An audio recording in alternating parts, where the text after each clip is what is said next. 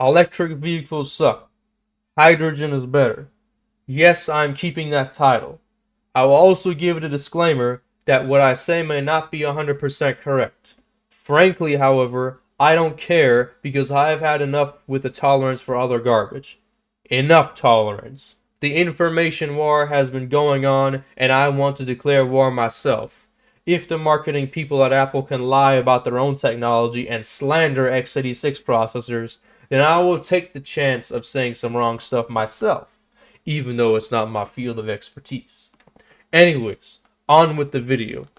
Today, we will be talking about why electric vehicles are an abomination, an atrocity, and one of the worst so-called solutions to replacing internal combustion engines powered by gasoline.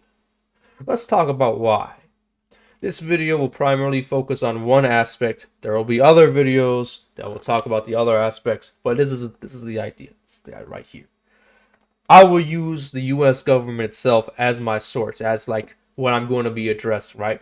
The website, or rather the web page I'm referring to, is from the Alternative Fuels Data Center. Electric vehicles are allegedly supposed to do several things. They're supposed to be better for the environment in terms of emissions, give the United States a lot more energy security, get rid of the energy dependence on other countries. Costs are mentioned as a benefit, which is pretty funny. Fuel economy is another point. The batteries are mentioned for some reason, despite how expensive they are. And so is the whole infrastructure availability issue.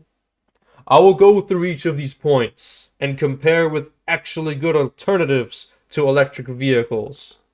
And those are cars powered by hydrogen and cars powered by biodiesel.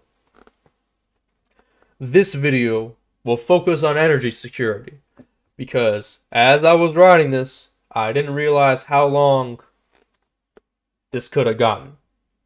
If I make the video too long, nobody will watch it. So this video, talk about energy security. So let's first talk about that so-called energy security. What is being proposed here is that electric cars will magically make our dependence on foreign fossil fuels go away or something stupid like that. Well, where is it? I've been waiting for many years to see the progress not just in the United States but also in other countries such as China and Germany, which are nations filled with filthy coal burners, but they claim that they care about the environment nonetheless. The data I have is a little outdated for these latter two countries, but the percentage that coal occupies in Germany has obviously gone up since that they've shut down all their nuclear power plants, and China gets the majority of its electricity from coal. If these nations had any shame, they would drop coal altogether and move to any other fuel, even other fossil fuels like oil and natural gas. As for the US itself, according to the Energy Information Administration, the US gets nearly 20% of its energy from coal, 40% from natural gas, 18% from nuclear, 21% from wind, 6% from hydropower, and the rest is a mix of other sources like solar and biomass. Now, I'm not upset about the natural gas. The natural gas is good for reasons I'll bring up soon, but that 20% coal needs to go. No more coal burning! The US should not be a coal burning nation. We are not uncivilized 19th century English barbarians. It should be replaced with more nuclear energy. Ideally, nuclear should eat up almost everything that natural gas isn't providing, but I suppose things could get expensive. Anyways, 20% coal and 40% natural gas means that 60% of American energy production is fossil fuels. You could argue that if the electric vehicles are powered by 40% renewable, it's better than 0% renewable when comparing to standard gas-powered vehicles. But you're not seeing the big picture here. Keep in mind these statistics are supposed to be for electricity generation, and they do not cover what all the oil we pump or import is being used for. Petroleum is a very small percentage of American energy production. Like, energy being used for electricity production. The big picture here is that converting to electric vehicles means that we will introduce an enormous strain on the American power grid. I'll cover that when I mention infrastructure, but that'll be for another video. For now, let's assume that the stats stay the same, but obviously the energy consumption will increase. Choosing to not use gasoline for transportation means that while you may indeed be free from foreign power sources, that 20% coal is going to be a bigger part of American energy consumption.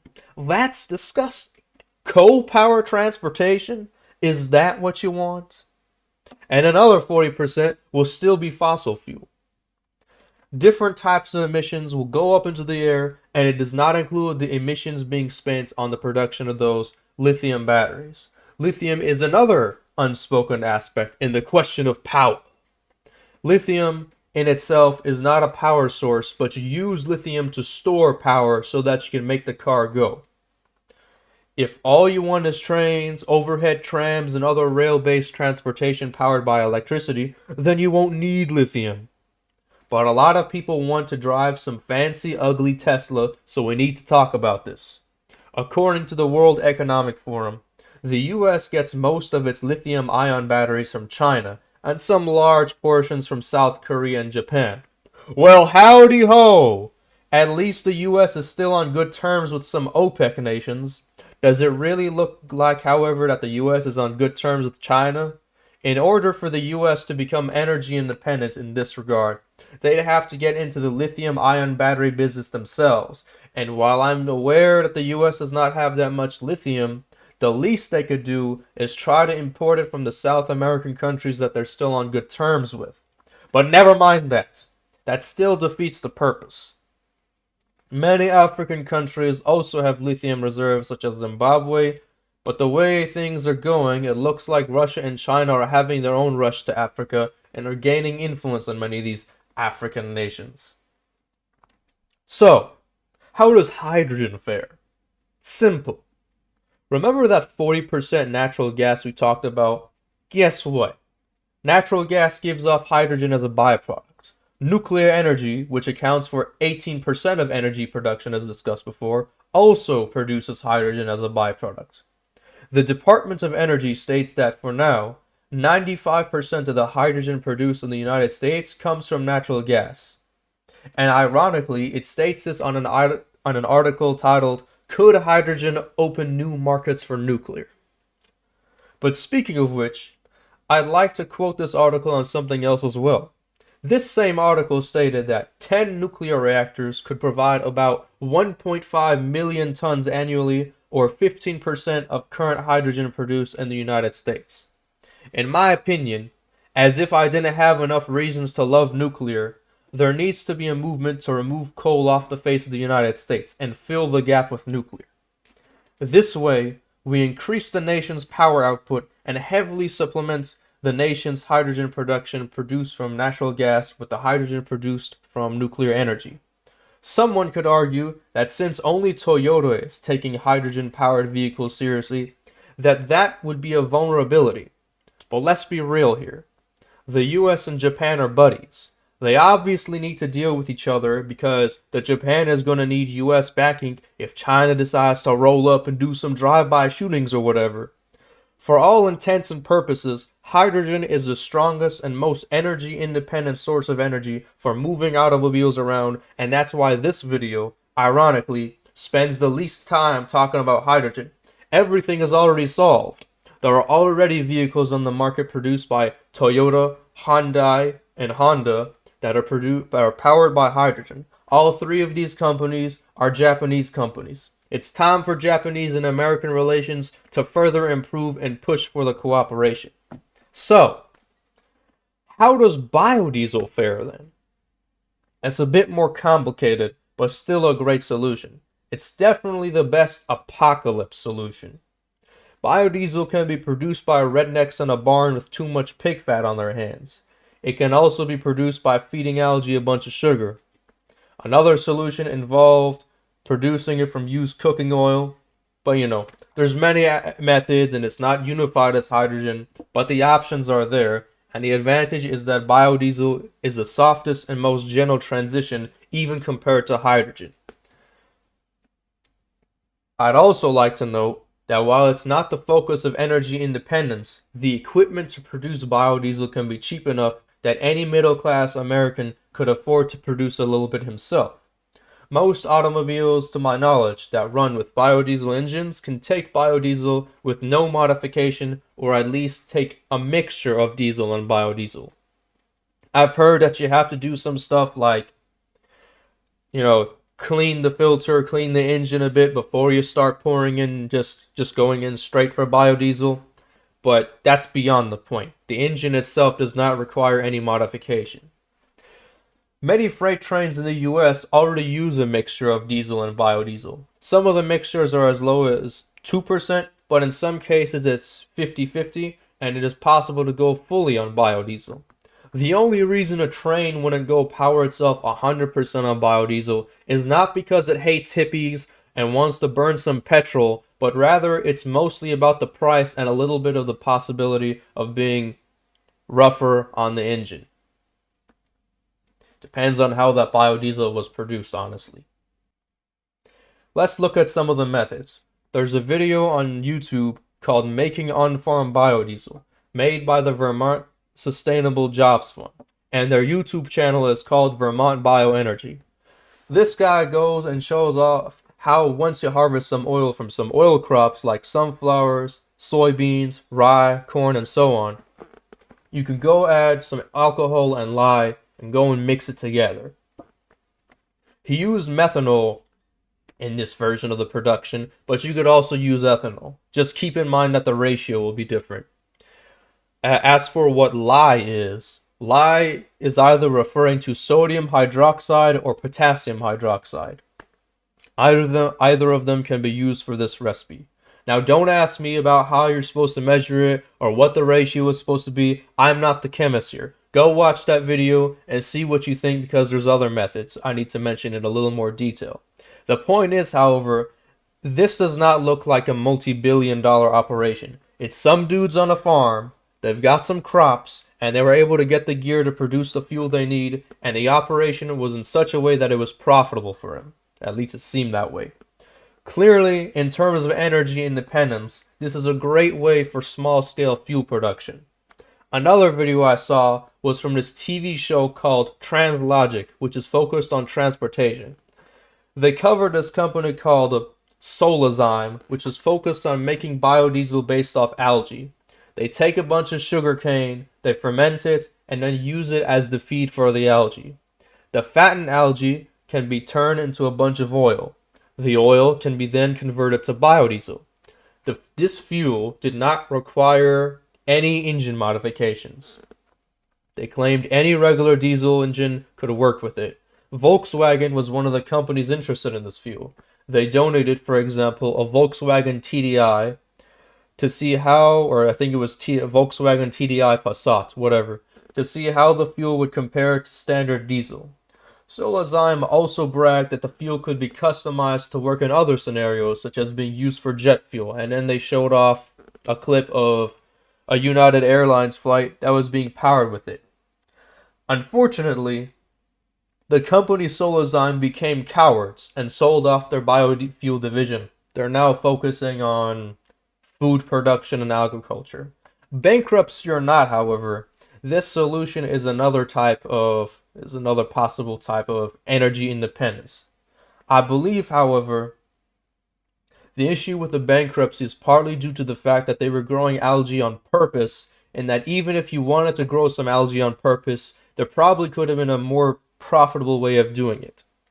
I've had enough classes focused on the environment that told me that due to too much nitrogen runoff from corporate farms, that algae was overgrowing in rivers and lakes. Well, clearly, we're sitting on a gold mine of the stuff. Kill two birds with one stone by keeping the factory farms and protecting the environment by finding a way to harvest at an efficient level. Harvest the algae at an efficient level. Algae, according to the YouTube channel Just Have a Think, had a video called Algae, Nature's Answer to Fossil Fuels and Plastics, where he said algae requires 10 times less land and 10 times less water than land plants to suck in the same amount of CO2. We're not focused on that aspect, of course, but it's relevant in that if algae in general doesn't need much water or land, then it's a great candidate to be the feed for the biodiesel to be produced. And therefore, any nation, not just the United States, can produce some biodiesel for itself and be energy independent. Also, even if you decide that you're unable to harvest algae that's already been growing because it's the wrong type of algae or whatever, algae can grow in land that's not suitable to be used for farmland. So unlike a previous method I mentioned, where you'd be growing corn, rye, or something like that, you don't have to specifically be wasting farmland just for the sake of growing crops so you turn it into fuel. That would be a waste of farmland.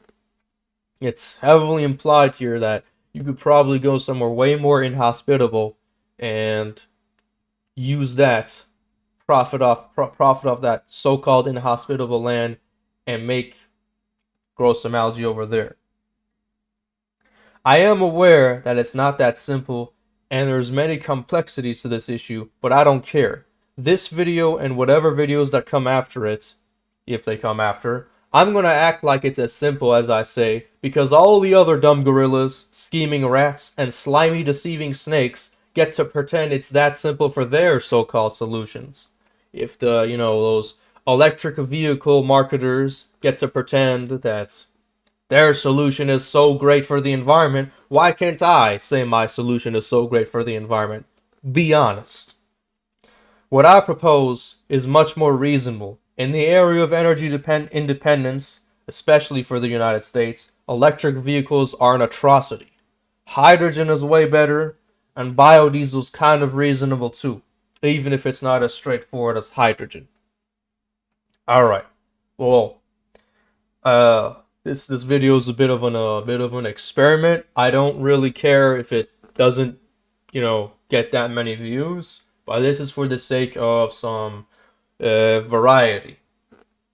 Every YouTube channel is trying to go and stick to some formula. They stick to one niche or stick to one category. I don't want to stick to one category. I'm going to put in whatever I want on this channel.